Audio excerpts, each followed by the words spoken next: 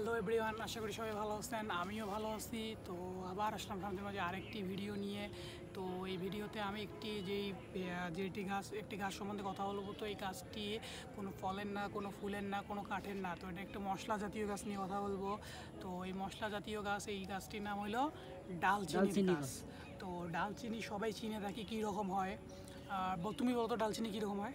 ডালচিনি লম্বা জাতি হয়, ছালের মতো। হ্যাঁ, ওই কালো কালো কালো কালো। তো এটা ডালচিনি। তো মশলা বর্তমান বাজারে সবজির চেয়ে মশলার দাম বেশি।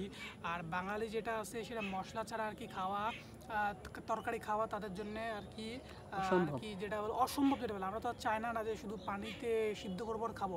তো আমাদের খাওয়াতে নিত্য প্রয়োজনে প্রতিদিনে খাওয়াতে 100% মশলা লাগে। আর মশলা বর্তমান যুগে মশলার দাম এতটাই পরিমাণ বেড়ে গেছে যেটা বলার মতো না, অনেক বেড়ে গেছে মশলার দাম।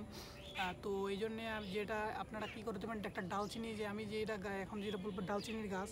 তো ডালচিনি কী কী কাজে লাগে তো জানেনই। তো আপনারা কী করবেন, এই ডালচিনি একটা গাছ সুন্দর মতো চারা নিয়ে গিয়ে আপনারা গাড়বেন, এবং ওখান থেকে আর কি অনেক আপনাদের একটা মধ্যবিত্ত পরিবার এটা যদি করেন তো অনেক সেভ হবে এখান থেকে।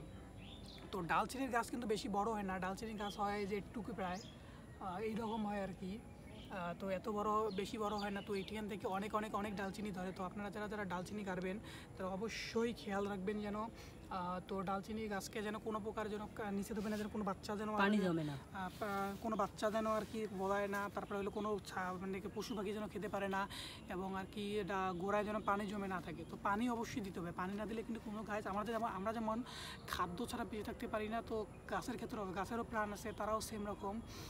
তো অবশ্যই তাদেরকে 3 বেলা সময় মতো পানি দিতে হবে, সঠিক নিয়মে পানি দিতে হবে, যেন তারা সঠিকভাবে তাদের খাদ্য আর কি গড়ে তুলতে সহায়তা করে, এবং তারা খাদ্য ঠিকমতো খাইতে পারে এবং তাড়াতাড়ি বড় হয়ে আপনাদের মাঝে ওইটা দিতে পারে, মানে যেটা করতেছেন ফল বা সেটা সবজি যাই বলেন মশলা, ওইটা আপনাদের দিতে পারে। তো এই জন্য আপনাদের অবশ্যই খেয়াল রাখতে হবে। তো ঠিকমতো গাছকে পরিচর্যা করতে হবে। তো গাছের ধরেন 5-6টা পাতা আর কি ধরেন পোকা খাইছে, তো অবশ্যই সে পাতাগুলোকে কেটে ফেলে দিতে হবে। তো একটা পোকা পাতা থেকে কিন্তু আর বাকি পাতাগুলো কিন্তু সহজেই আর কি আক্রান্ত হইতে পারে।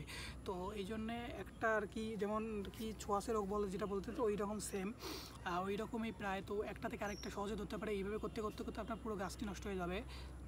হ্যালো গাইস, আপনারা দেখতে পাচ্ছেন এটা হচ্ছে একটি ডালচিনির গাছ। দেখেন এত ছোটোতে দেখেন হতে চলেছে। আবার এই গোড়াতে দেখেন কীরকম, পাতাগুলি দেখেন কীরকম দেখা যাচ্ছে।